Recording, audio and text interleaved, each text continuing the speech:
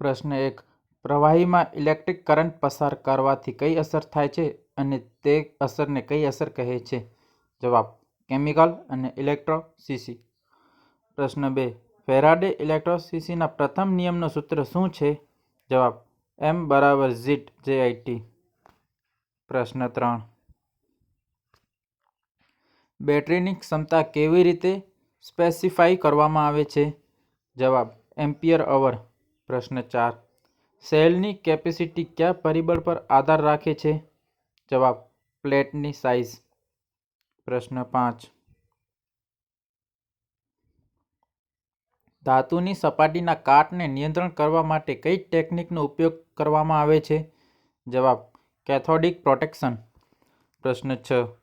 સિલ્વરનો electrochemical equivalent શું છે? જવાબ: 1.1182 Mg. પ્રશ્ન 7.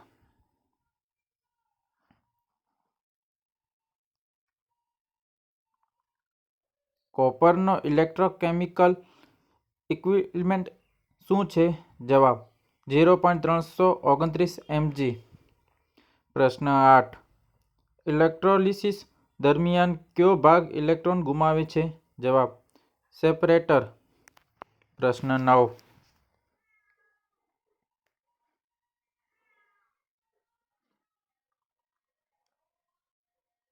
કાર્બન ઝિંક ડ્રાય સેલમાં કયા ઇલેક્ટ્રોલાઇટનો ઉપયોગ થાય છે? જવાબ: એમોનિયમ ક્લોરાઇડ. પ્રશ્ન 10. લિથિયમ સેલનો આઉટપુટ વોલ્ટેજ કેટલો હોય છે? જવાબ: 2.5 વોલ્ટ. પ્રશ્ન 11. ડિજિટલ ઘડિયાળમાં મોટાભાગે કયા સેલનો ઉપયોગ થાય છે? જવાબ: મર્ક્યુરી. ડ્રાય સેલમાં પોઝિટિવ ઇલેક્ટ્રોડ તરીકે શું વપરાય છે? જવાબ: કાર્બન. પ્રશ્ન 13. સિલ્વર ઓક્સાઇડ સેલમાં નેગેટિવ ઇલેક્ટ્રોડ તરીકે શું વપરાય છે? જવાબ: ઝિંક. પ્રશ્ન 14. સેલનો આંતરિક અવરોધ શોધવા માટેનું સૂત્ર શું છે? Option C: Ri = E - V/L2. પ્રશ્ન 15.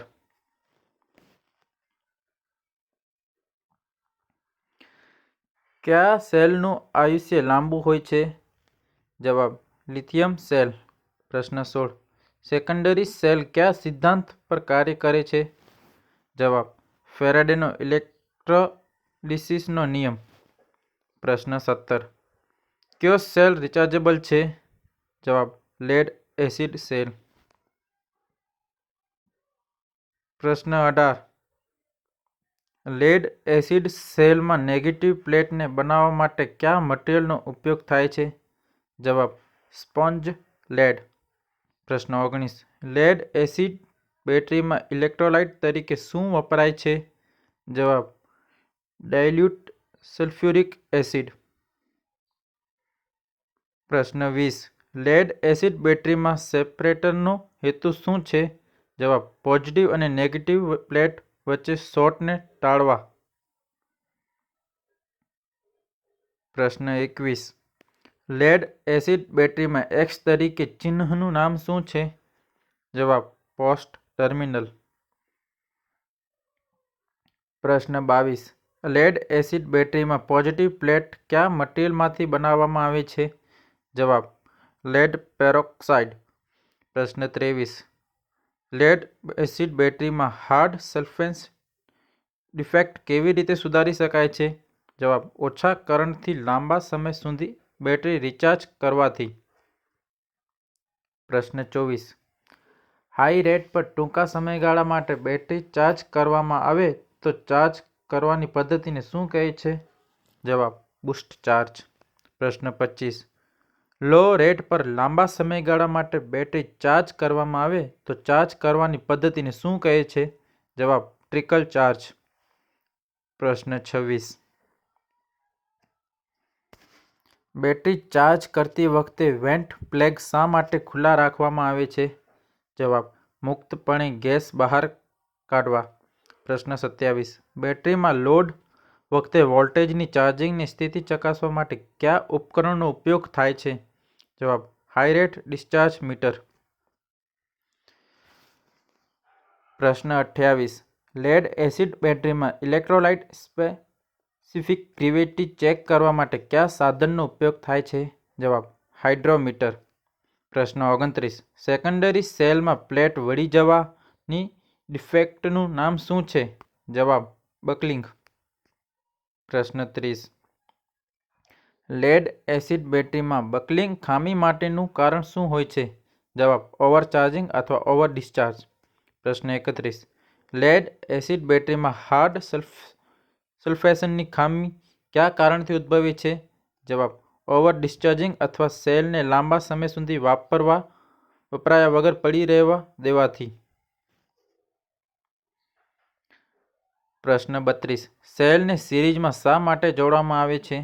જવાબ: વધારે વોલ્ટેજ મેળવવા માટે. પ્રશ્ન 33.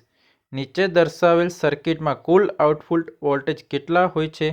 જવાબ: 4.5 વોલ્ટેજ. પ્રશ્ન 34. નીચે દર્શાવેલ સર્કિટ વોલ્ટેજ કેટલા હશે? જવાબ: 1.5 વોલ્ટ. પ્રશ્ન 35. સેલને પેરેલલ કોમ્બિનેશન એક સેલ વિરુદ્ધ પોલારિટીથી જોડાયેલો હોય તો તેની શું અસર થશે? જવાબ: શોર્ટ સર્કિટ બનશે. પ્રશ્ન 36. કયું ઉપકરણ સૂર્યપ્રકાશને વિદ્યુત ઉર્જામાં રૂપાંતર કરે છે? જવાબ: ફોટોવોલ્ટેઇક સેલ.